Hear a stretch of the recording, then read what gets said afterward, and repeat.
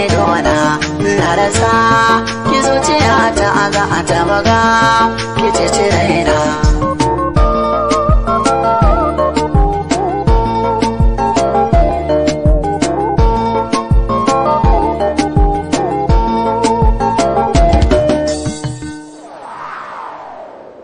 Na tabbata duk wanda ya soyayya za ya samu rauni. Yau gane nan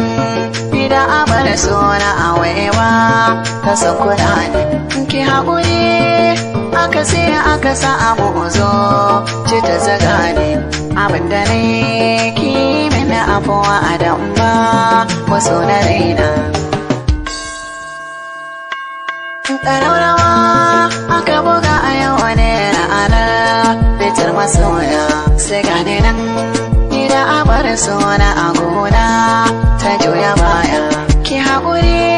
kada ki ce za ki sa soya zama kiyayya la'ata fatar da har a cikin raibin iya barinki. Mai hanzari a fagen tafiya a ta'aka a sannu a cikin hausa ne aka ce magana zara ta bono babu taya da zan yi tun da gira a ta'ana akan idanu ba zuciya tana bugawa aya zan ine da raina.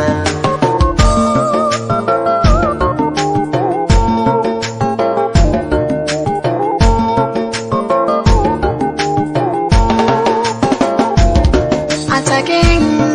ke abar sona sai ta zube a kwance biye ya faro abin daga ya sanya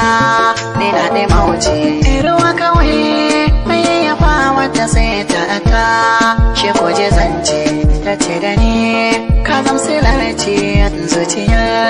da ke abuna ki haƙuri ki dakata na faɗa matakar ki nuna gaba har abadan sanda nake miki zuci ba zai yi in cire ba a kuskuren da na yi miki ba zanga na yin hakan ba ki a kowa garan ko sauki za ya samu gona ta ce da ni